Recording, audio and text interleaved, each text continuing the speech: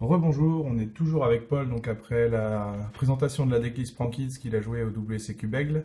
Et là, du coup, cette vidéo, c'est pour vous présenter quelques combos et puis quelques détails sur le deck, vu qu'il est tout nouveau, vous présenter un petit peu comment le jouer correctement et puis comment ne pas faire d'erreur sur, en tout cas, les bases. C'est ça. Donc là, je vais montrer un premier combo, le combo le plus classique, avec une polymérisation de Prankids, peu importe lesquels, tant qu'ils sont différents.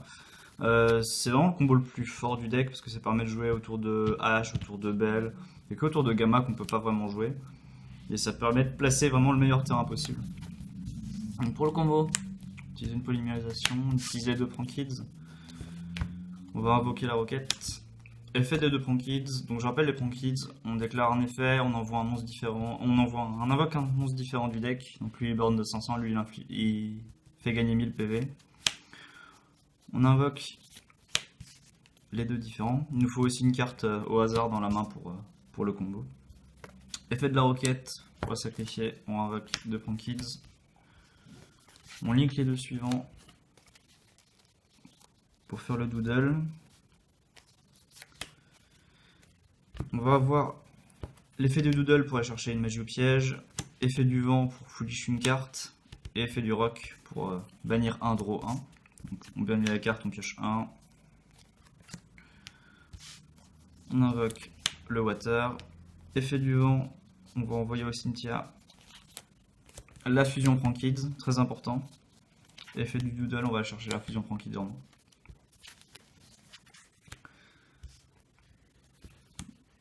Et on invoque, évidemment, avec le vent, on n'oublie pas.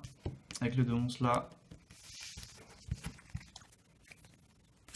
On link pour faire bark. Bark qui va nous permettre de récupérer des ressources pendant le tour adverse. Et en plus de protéger par des effets. Avec les deux Prankids qui restent, on peut invoquer notre Todd. Donc comme j'expliquais dans la vidéo de présentation du deck, ça c'est surtout important en manche 2 pour jouer autour de Twin Twister. Parce que là le but c'est de poser les magies. Et si on pose les magies et qu'on prend Twin Twister en stand-by phase, ce qui se passe très souvent, si l'adversaire sait comment jouer contre le jeu, on peut pas enchaîner les magies et on se retrouve bloqué. Ça permet justement de gérer le Twin Twister tout en posant nos magies. Donc effet du doodle, on va récupérer le Prankids haut. C'est vraiment le meilleur à récupérer puisque les deux autres sont bloqués en dessous du Todd, donc ça va nous permettre de faire nos combos sans avoir à dépenser Todd. Et la deuxième magie. On va poser nos deux magies. Et on a toujours notre drop en main. Ce qui va se passer, c'est qu'au tour adverse, quand l'adversaire va commencer à bouger, on va faire l'effet de bark pour récupérer deux Prankids différents. Donc là, on a les trois. Ensuite, on peut activer une fusion, en utiliser deux pour invoquer Weather. Effet des deux, on va invoquer encore les deux différents. Effet du Weather, on va le sacrifier pour ramener le Doodle, le Bark. Donc là, ces deux-là ne peuvent être ni détruits par battle, ni détruits par effet. Et tous nos monstres Prankids ne peuvent pas être détruits par effet. On a toujours une negate sur le terrain. Si l'adversaire continue à nous embêter, on peut fusion, utiliser les trois et faire le Raigeki. Donc là, c'est vraiment le setup parfait. On peut gérer un board. On a des ressources. L'adversaire, pour gérer ces deux monstres-là, ça va être très compliqué. S'il essaye de taper juste dedans pour mettre des dégâts, il va la plupart du temps pas avoir assez. Et en plus, à notre tour, on va pouvoir sacrifier, récupérer une fusion, un monstre, et continuer à jouer. On a aussi possibilité de garder les deux là pour faire un roll-in dans certains match-ups qui posent beaucoup de magie ou piège. Et on a aussi beaucoup de possibilités avec ça, donc récupérer, invoquer un roquette. Si jamais on a gardé une polymérisation en main avec la roquette, on va réinvoquer encore ça. Faire un link et avoir soit notre Borload, soit notre Boral Sword en fonction des match-ups.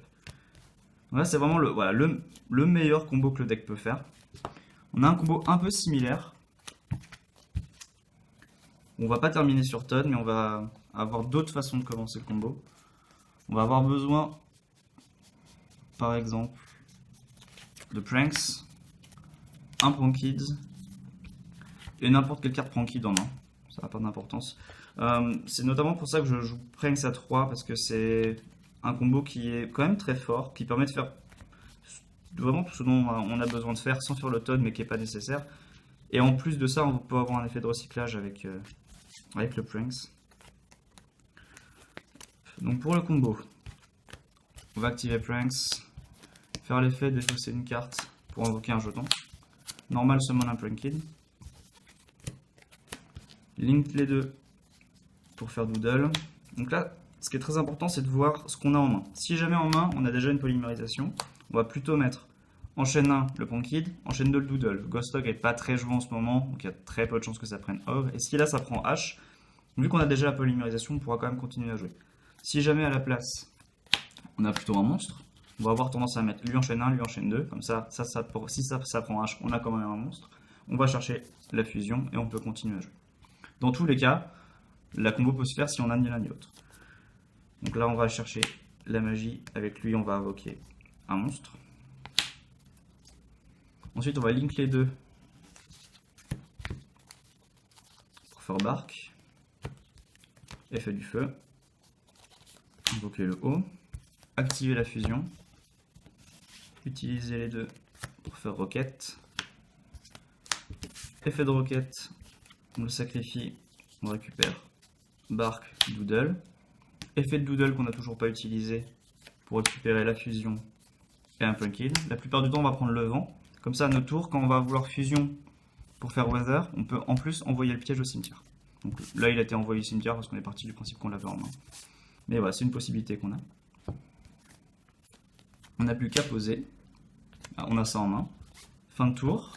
Si jamais on a la possibilité, on peut faire l'effet. Là, on va pas vouloir parce que on va vouloir récupérer 2 cartes avec Bark, puis invoquer 2 avec Weather. Si jamais on recycle, ça va être un peu compliqué. Si j'avais un monstre Pranked en plus, il y avait possibilité de le faire, mais là, c'est peut-être plus pour les tours suivants. Là, notre tour, on va le sacrifier, récupérer nos Pranked, activer la fusion, utiliser les deux,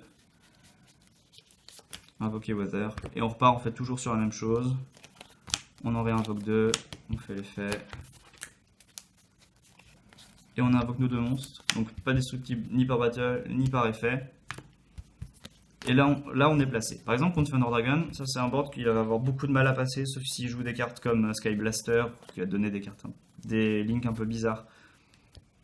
À notre tour, on va pouvoir sacrifier, récupérer 2. C'est vraiment le setup sur lequel on veut arriver sur à peu près tous les match-ups. C'est-à-dire une fusion, un bark,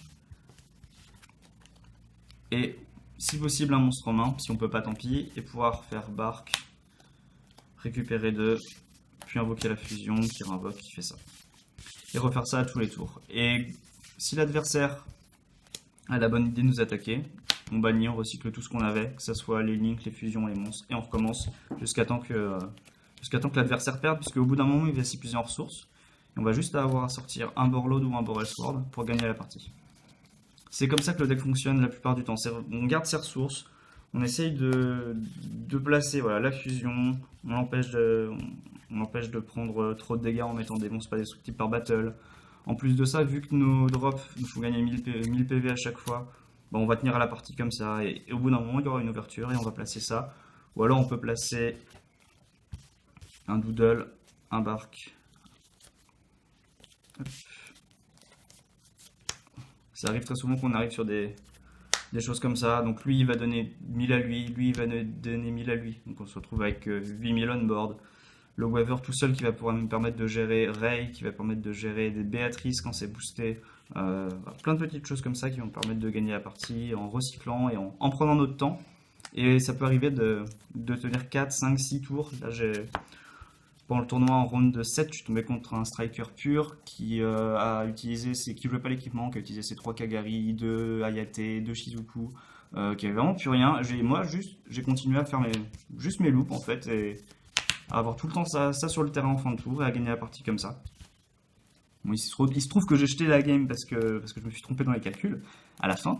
Mais voilà, c'est le plan de jeu, c'est toujours avoir ça en jeu, toujours faire ça, et si possible avoir accès en plus au Raigeki si on joue contre un deck qui invoque beaucoup de monstres. On va procéder sur du Thunder Dragon, sur du Rongo Combo, sur du Burning Abyss.